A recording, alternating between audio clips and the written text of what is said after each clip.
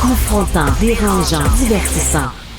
Richard Martineau, il brave l'opinion publique depuis plus de 3 décennies.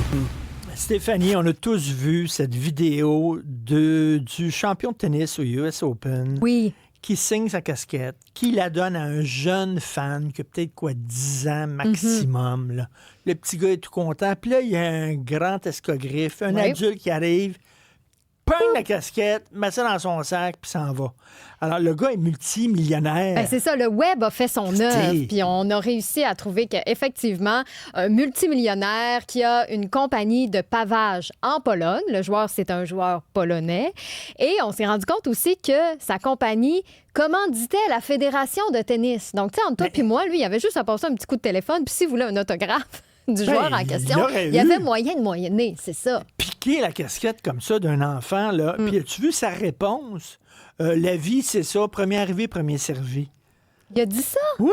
Ah, parce que moi, j'avais lu que, évidemment, il avait fermé ses réseaux sociaux parce qu'il recevait beaucoup de haine et qu'il avait demandé les coordonnées de la famille pour, j'imagine, entrer en contact avec le jeune joueur. Moi, j'avais lu ça. OK, bien probablement, mais il a dit, écoutez, là, c'est premier arrivé, premier servi.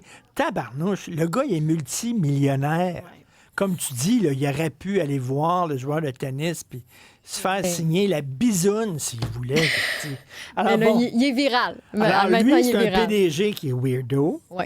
Alors, t'as le gars qui a trompé sa femme au concert de Coldplay. Le problème, c'est pas qu'il a trompé sa femme, mais il se pointe avec sa maîtresse à un concert où il sait fort bien que la fameuse kiss cam. C'est ça, effectivement. Ça aussi, ça a retenu. Je pense que c'est le moment de l'été, là, malheureusement. Tu sais, quand tu as une maîtresse, tu vas très loin. Ouais. Dans un restaurant, tu sais, où personne va te voir, dans un sous-sol. Ils venaient de New York, ils sont allés à Boston. Donc, j'imagine qu'ils pensaient que le petit voyage en auto allait être suffisant pour ni vu ni connu. Mais... Un autre PDG weird, tu me disais tantôt, le gars de Nestlé. Oui, le directeur général de Nestlé, la compagnie de Suisse, qui a quoi? Ils doivent avoir 100 déclinaisons, 100 compagnies à travers le monde, qui a été remercié parce qu'il y a une relation amoureuse non déclarée avec une subordonnée. Ben, l'amour, c'est plus fort que la police. En même temps. Elon Musk, PDG lui aussi d'entreprise, assez bizarre, merci.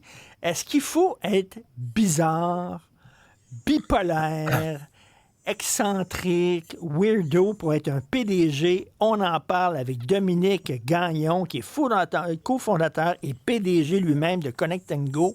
Il est avec nous. Dominique Gagnon, bonjour. Bonjour. C'est vrai, Dominique, que si on fait la liste d'un paquet de PDG bizarres, il y en a beaucoup. Puis on dirait, y a-tu, un lien entre les deux, là, un lien de cause à effet entre les deux? Si t'es weirdo, t'as bien des chances d'être un PDG, ou l'inverse, si t'es PDG, t'as bien des chances de devenir weirdo. Ben, tu sais, j'aimerais ça séparer deux choses. T'sais, moi, j'ai vu aussi cette vidéo-là, évidemment, du PDG qui vole une casquette. Pour moi, ça, c'est pas weirdo, c'est un épais. Donc, il faudrait pas mettre nécessairement les PDG dans cette case-là. Par contre, oui, il y a définitivement un lien entre l'aspect d'être différent, ce qu'on peut dire même bizarre un petit peu, puis l'aspect d'être PDG. On parlait entre autres de neurodiversité. On sait bien, par exemple, tu sais, Elon Musk qui est autiste, qui est probablement un paquet de choses. L'entrepreneuriat, c'est souvent d'être différent. C'est souvent d'être frustré. C'est souvent d'avoir jamais fité nulle part. Donc, moi, j'ai souvent dit, j'ai pas choisi de devenir entrepreneur. Je suis devenu entrepreneur parce que je pense pas que je pourrais garder une job plus que 6 heures, probablement. Et c'est un désir souvent de dire, ben, j'ai besoin de faire mes propres choses, un certain besoin de liberté. Donc, il y a un lien, définitivement. J'avais écrit un livre qui s'appelle « Et si l'entrepreneuriat rendait fou ». Puis, en fait, l'idée derrière ça, c'est que je savais pas si j'étais devenu entrepreneur parce que j'étais fou ou j'étais devenu fou parce que j'étais entrepreneur. Et la réponse, c'est les deux.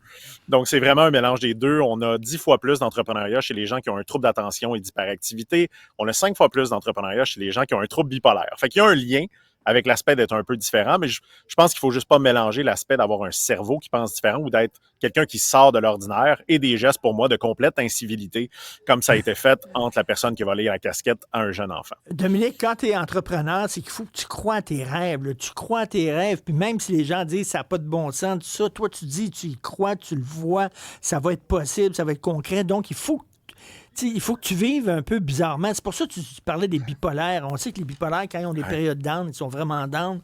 Mais quand ils ont des périodes high, là, vraiment, ils travaillent comme des fous. Ils sont hyper optimistes. Ouais. Là, ils peuvent construire, mon Dieu, un escalier qui se rend jusqu'à la Lune.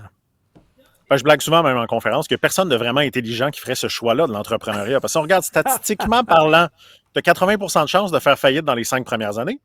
Et si tu réussis, tu te mets à faire de l'argent, tu es un méchant capitaliste, puis on dit qu'il faudrait évidemment te taxer plus. Tu gagnes jamais comme entrepreneur en toute transparence. Et je dis toujours qu'il faut un certain brin de folie. Oui. Et comme tu disais très, très bien, il faut croire dans ses idées parce qu'on va se faire dire par tout le monde qu'on réussira pas. On va faire mettre des bâtons dans les roues. Donc, cette persévérance-là qui peut naviguer très, très proche avec la folie, c'est un trait assez commun des entrepreneurs. Puis souvent, on les voit, les entrepreneurs. Hein. Moi, je pense, par exemple, on est à Cube, je pense à M. Pellado, que j'ai la chance de côtoyer. Les gens vont dire, ah, Pierre-Carl, il peut être différent. Tu sais, il peut définitivement avoir un aura. C'est ce qui fait qu'il est où il est. Et je pense que la plupart des grands entrepreneurs ont définitivement un petit côté un peu atypique ou qui sort un petit peu de la masse. Ben écoute, j'aime beaucoup t'entendre là-dessus, Dominique, parce que, tu sais, on a tendance, puis c'est une tendance niaiseuse. J'ai toujours trouvé ça niaiseux, en disant, il y a les artistes d'un côté qui sont déjà un peu fantasques et tout ça, et tu as les gens d'affaires qui sont bien, bien straight, puis tout ça. Moi, je me dis, les gens qui disent ça, là, ils connaissent pas les gens d'affaires. Parce que moi, les gens d'affaires à qui je parle, c'est des gens fantasques, extravagants, des rêveurs, des individuels, comme les artistes. En fait, c'est la même affaire, c'est le même profil. Oui, puis parfois, on mélange aussi les grands PDG des entrepreneurs. Les grands PDG, parfois, c'est des gens qui ont des jobs, des très, très bonnes jobs à la tête de grandes entreprises, mais qui n'ont pas hypothéqué leur maison, qui n'ont peut-être pas eu ce rêve fou-là, définitivement.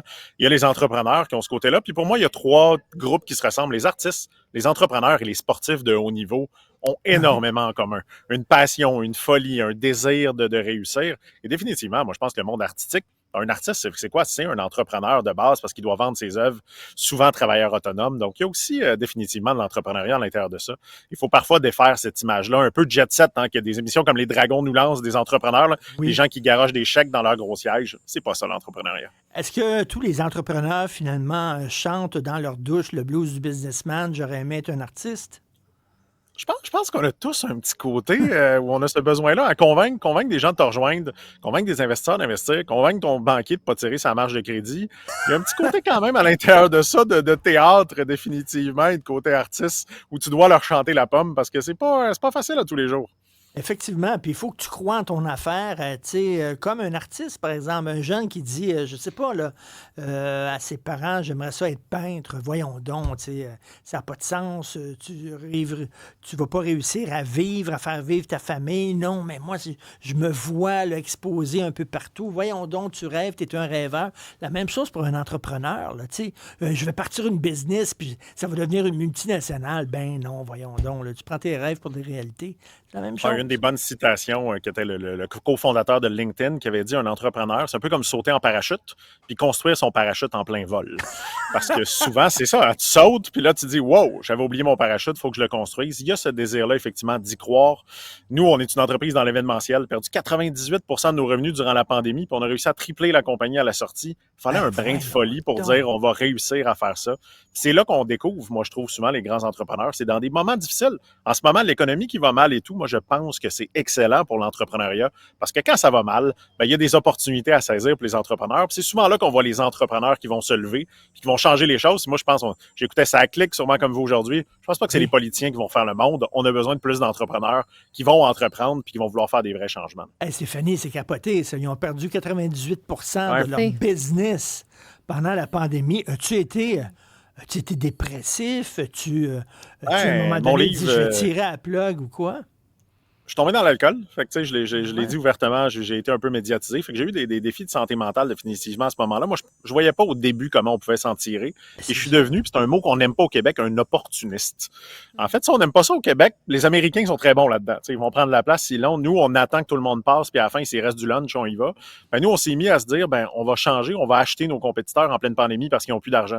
On a fait 2 acquisitions, on a décidé d'aller dans le marché des attractions, où aujourd'hui, on est à faire à peu près 500 millions de dollars de volume de transactions. Donc, on a ce qu'on appelle pivoter dans le monde des affaires. On a eu des investisseurs, dont M. Pellado, qui est un de nos investisseurs, qui a cru dans l'entreprise au milieu de nulle part, puis qui a dit « Je vais continuer à vous appuyer à cause de cette folie-là » et qui nous a amené justement à se rendre plus loin. Donc, la réalité, c'est que parfois, dans ces moments-là, on est capable de le faire, mais il fallait de la folie. Il fallait parce que, statistiquement parlant, c'était impossible que notre entreprise s'en tire. Puis aujourd'hui, ben, l'entreprise continue de grandir. C'est ça, parce que si tu regardes la réalité, tu dis, ben non, ça n'a pas de sens. Donc, il faut que tu rêves, il faut que tu sois un peu fou. faut que tu fonces. Parce que si tu regardes l'aspect logique, c'était trop logique. Et moi, j'ai eu la chance d'enseigner à l'ETS, à l'École de technologie supérieure des ingénieurs. Puis je le dis souvent, vous deviendriez probablement jamais entrepreneur parce qu'ils pensent à tous les problèmes.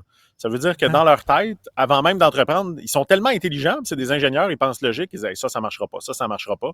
Ces gens-là ont moins de chances de réussir en entrepreneuriat, justement peut-être parce qu'ils réfléchissent trop.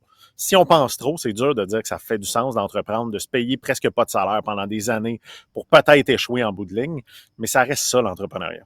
Écoute, Dominique, tu dois être conférencier, toi, j'imagine. Tu fais des conférences. Je fais des conférences sur la santé mentale des entrepreneurs, sur l'innovation. Fait que oui, parfois, j'en fais quelques-uns, entre autres pour brasser la cage. Parce qu'on a besoin, je pense, au Québec, de se faire un petit peu brasser la cage puis sortir justement de ce côté-là. Fait que c'est un message justement que je passe assez souvent. Là, je viens juste de terminer mon 5e livre qui va sortir en avril, qui s'appelle Vous n'êtes pas une famille. Parce que je suis aussi écœuré que les gens appellent leur entreprise leur bébé, puis qu'ils traitent. On avait parlé la dernière fois ensemble, Richard, de comment on infantilise, puis qu'on protège trop nos enfants. Puis, maintenant, je pense qu'aussi, il va falloir avoir un petit peu plus ce côté-là, moi, que évidemment, c'est dur de dire qu'on aime les Américains en ce moment, mais ce côté opportuniste, ce côté-là fonceur, puis de vouloir créer des géants, je pense qu'on a besoin de plus de ça au Québec en ce moment. Hey, Stéphanie, c'est stimulant quand même. Moi, j'irai voir une de ces conférences, parce que là, je suis boosté bien raide. Là. Oui. On peut juste une conférence privée là, pour la gang de Cube, ça serait bien le fun. Je fais un tour. J'ai plein de bons amis à Cube. Hey, très intéressant. Très hâte de lire ton prochain livre. Votre entreprise, c'est pas votre famille. On va en discuter quand il va sortir. Dominique Gagnon, cofondateur et PDG de Connect & Go. Merci beaucoup. Salut. Merci.